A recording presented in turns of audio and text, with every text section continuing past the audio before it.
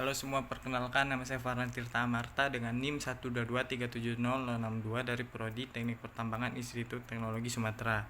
Jadi teman-teman, di sini saya akan memberikan sedikit apa yang saya dapat pada mata kuliah pengantar estimasi sumber daya.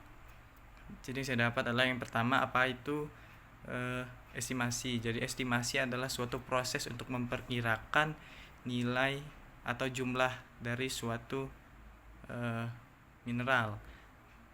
Estimasi sendiri tidak memiliki nilai yang pasti karena dia hanya berupa perkiraan. Artinya hasil yang dapat lebih sedikit atau lebih banyak dari yang diperkirakan.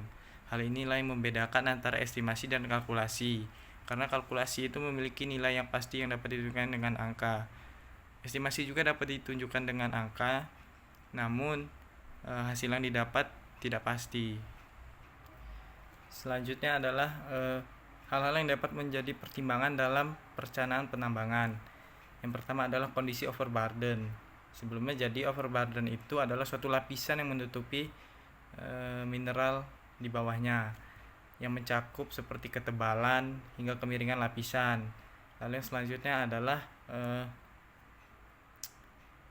kondisi deposit mineral di alam, apakah dia bergradasi dan lain-lainnya. Lalu yang selanjutnya adalah bagaimana karakter kemenurusan mineral, apakah mineral tersebut terpisah akibat kondisi geologi tertentu atau tidak.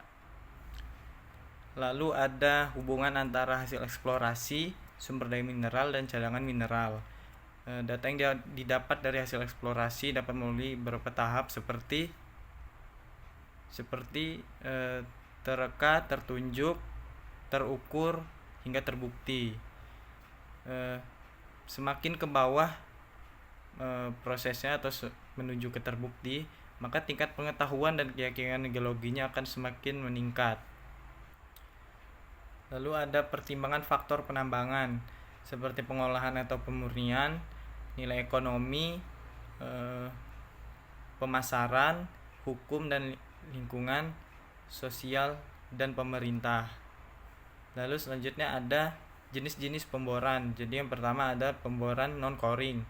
Hasil cutting atau hasil data sampel yang didapat dari metode ini adalah berupa serpihan, karena mata bor yang digunakan menghancurkan batuan yang dilewatinya.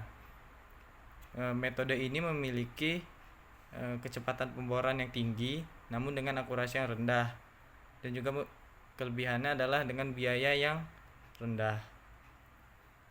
Lalu untuk mendukung data yang didapat, hasil yang didapat harus dilengkapi dengan data geophysical logging. Ini adalah metode pemboran touch coring. Metode ini menggabungkan antara full coring dan juga non coring. Metode ini mendapatkan hasil cutting atau sampel yang dapat berupa serpihan dan juga logging.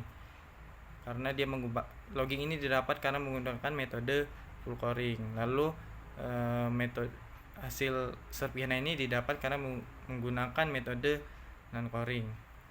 Pada metode pemboran ini kecepatan pemboran sedang hingga tinggi dengan biaya yang rendah hingga sedang. Namun hasil yang didapat cukup baik. Namun sebaiknya untuk mendukung data yang didapat harus dilengkapi dengan data dari geophysical logging.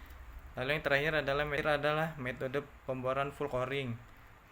Kecepatan pada pemboran ini rendah dengan biaya tinggi, namun dengan akurasi yang tinggi. Akan lebih baik pada metode pemboran ini juga dilengkapi dengan geophysical logging. Baik, sekian apa yang dapat saya sampaikan dan saya dapat dari minggu kedua. Saya akhiri, sampai jumpa.